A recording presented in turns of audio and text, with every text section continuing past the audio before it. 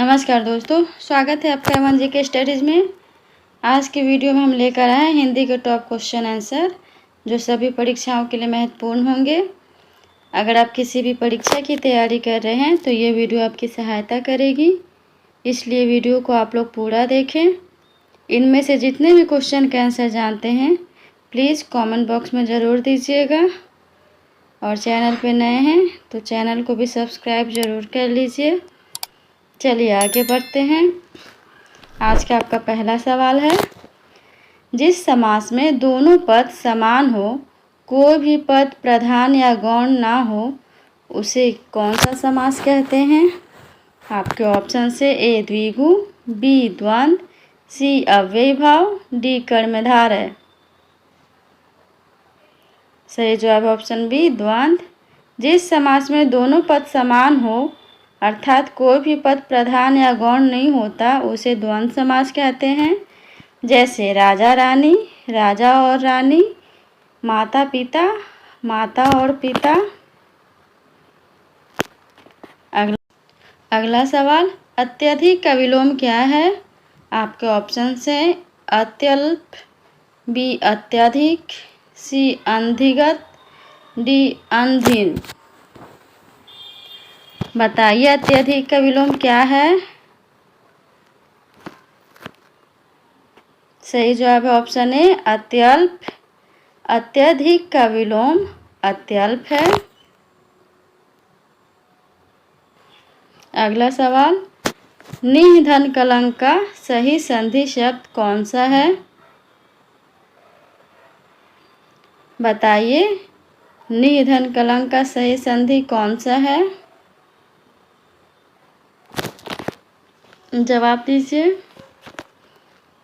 सही जवाब है ऑप्शन बी निष्कलंक। निः धन कलंक का सही संधि शब्द निष्कलंक है। यह विसर्ग संधि का उदाहरण है, जहाँ विसर्ग दंत स में बदल जाता है।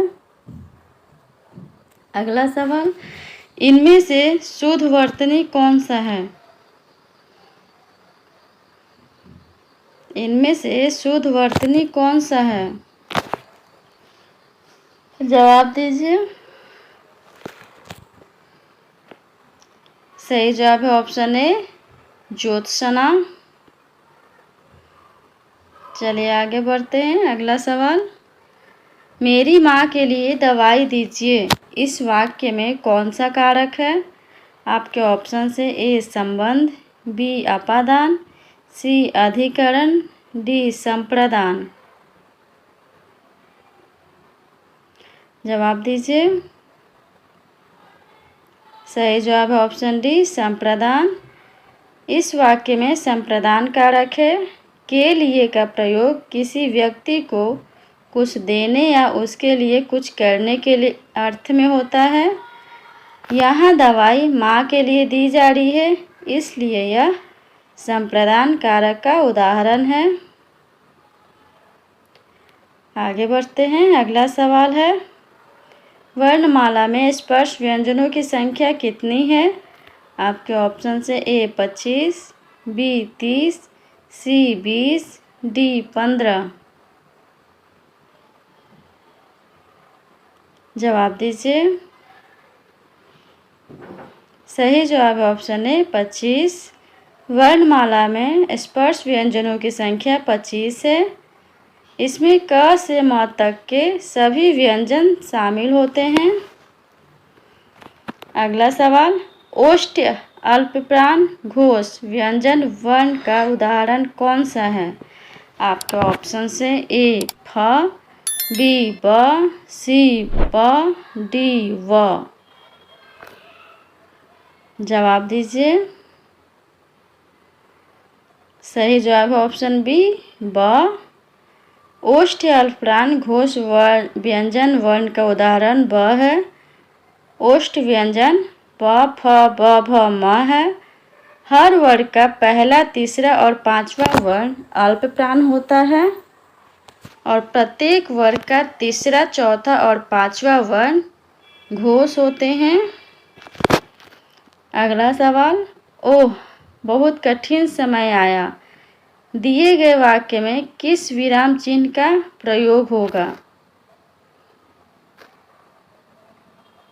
बताइए, इस वाक्य में रिक्त स्थान पर कौन सा विराम चिन्ह का प्रयोग होगा?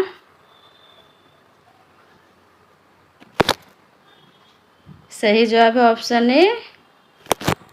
दिए गए वाक्य में विस्मयादि बोधक चिन्ह का प्रयोग किया जाना चाहिए। अगला सवाल, इनमें से कौन से शब्द की वर्तनी अशुद्ध है? आपके ऑप्शन से ए व्यंग, बी अनंग, सी हास्य, डी परिहास। सही जवाब है ऑप्शन ए व्यंग। व्यंग की शुद्ध वर्तनी व्यंग्य है। आगे बढ़ते हैं। अगला सवाल है, शिक्षक संज्ञा का कौन सा प्रकार है? आपके ऑप्शन से ए समूहवाचक, बी जातिवाचक, सी व्यक्तिवाचक, डी भाववाचक। ये सभी प्रश्न परीक्षा के दृष्टिकोण से बहुत ही महत्वपूर्ण हैं। सही जवाब है ऑप्शन बी जातिवाचक। शिक्षक शब्द एक जातिवाचक संज्ञा है। जातिवाचक संज्ञाएं उन शब्दों को दर्शाती है जो एक जाति या वर्ग के सभी सदस्यों के लिए आम होती है। शिक्षक शब्द में जातिवाचक संज्ञा होगी क्योंकि यहाँ पर किसी विशेष शिक्षक की बात नहीं होकर केवल शिक्षक का प्रयोग एक जाति के रूप में किया गया है। अगला सवाल, मौसम आज कुछ सुहावना सा है। वाक्य में सुहावना शब्द क्या है? आपके ऑप्शन से ए विशेष्य, बी विशेषण, सी क्रिया विशेषण, डी संज्ञा। जवाब दीजिए। सही जवाब है ऑप्शन बी विशेषण। वाक्य मौसम आज कुछ सुहावना सा है में सुहावना शब्द एक विशेषण है। यह संज्ञा मौसम की विशेषता बता रहा है कि आज का मौसम सुंदर, सुखद और मन को भाने वाला है। आगे बढ़ते हैं। अगला सवाल है, इनमें से सकर्मक क्रिया का उदाहरण कौन सा है? आपके ऑप्शन से ए श्याम बहुत तेज दौड़ता है, बी मोहन खाता है, सी सोहन केला खाता है, डी राम तेज दौड़ता है। बताइए, इनमें से किस वाक्य में सकर्मक क्रिया है? सही जवाब है ऑप्शन सी सोहन केला खाता है। सकर्मक क्रिया वह क्रिया होती है जिसका असर किसी कर्म पर पड़ता है। सोहन केला खाता है में सोहन खाता है और उसका असर केले पर पड़ता है। श्याम बहुत तेज दौड़ता है, दौड़ने का असर केवल श्याम पर ही पड़ता है। मोहन खाता है, खाने का असर केवल मोहन पर ही पड़ता है। राम तेज दौड़ता है, दौड़ने का असर केवल राम पर ही पड़ता है। इनमें से जितने भी क्वेश्चन के आंसर जानते हैं प्लीज़ कमेंट बॉक्स में ज़रूर दीजिएगा। और चैनल पे नए हैं तो चैनल को भी सब्सक्राइब ज़रूर कर लीजिए। चलिए अगला सवाल है, निम्नलिखित में से कौन सा शब्द दोनों वचनों में समान रहता है? आपके ऑप्शन से ए कथा, बी सरसों, सी लता, डी कुटी। जवाब दीजिए। सही जवाब है ऑप्शन बी सरसों। सरसों शब्द एक वचन और बहुवचन दोनों में समान रहता है। कथा, लता और कुटी शब्दों का बहुवचन क्रमशः कथाएं, लताएं और कुटिया होता है। अगला सवाल, जब किसी वाक्य की क्रिया के लिंग वचन और पुरुष कर्ता के लिंग वचन और पुरुष के अनुसार होते हैं तब कौन सा वाच्य होता है? आपके ऑप्शन से ए कर्मवाच्य, बी कर्तृवाच्य, सी भाववाच्य, डी ये सभी। जवाब दीजिए। सही जवाब है ऑप्शन बी कर्तृवाच्य। जब किसी वाक्य में क्रिया का लिंग, वचन और पुरुष कर्ता के लिंग, वचन और पुरुष के अनुसार होता है तो उसे कर्तृवाच्य कहते हैं। यह वाक्य में कर्ता की प्रधानता को दर्शाता है। अगला सवाल, निम्न में से कौन सा शब्द तद्भव नहीं है?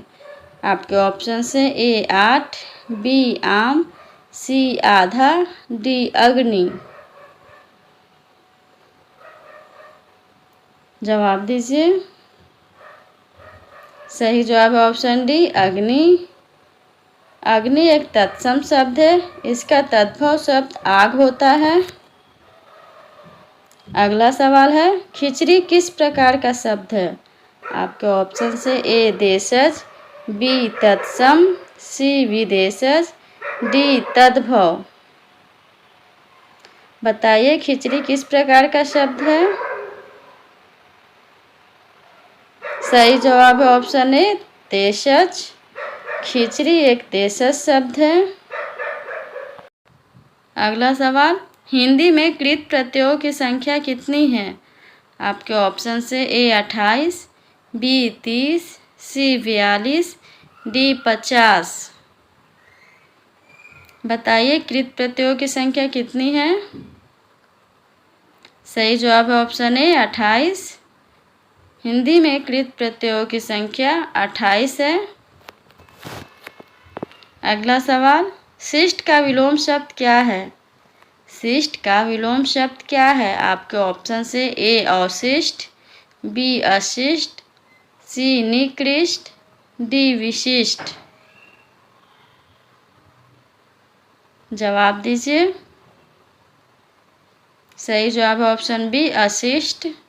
शिष्ट का विलोम शब्द अशिष्ट होता है। अगला सवाल, सन्मार्ग में प्रयुक्त संधि कौन सी है? आपके ऑप्शन से ए विसर्ग, बी स्वर, सी व्यंजन, डी इनमें से कोई नहीं। जवाब दीजिए। सही जवाब है ऑप्शन सी व्यंजन। सन्मार्ग शब्द में व्यंजन संधि प्रयुक्त है। सन्मार्ग का संधि विच्छेद सत धन मार्ग होता है। अगला सवाल, प्रेम सागर शब्द में कौन सा समास है? आपके ऑप्शन से ए बहुव्रीहि, बी तत्पुरुष, सी द्वंद्व, डी द्विगु। सही जवाब है ऑप्शन बी तत्पुरुष। प्रेम सागर शब्द में तत्पुरुष समास है। प्रेम सागर का विग्रह करने पर प्रेम का सागर होता है। इस विग्रह में संबंध कारक का लोप हुआ है। संबंध कारक का लोप होने के कारण यह संबंध तत्पुरुष समास का उदाहरण है। आज के लिए इतना ही। अगर वीडियो अच्छा लगा हो तो वीडियो को लाइक और चैनल पे नए हैं तो चैनल को सब्सक्राइब ज़रूर कर लीजिए। धन्यवाद।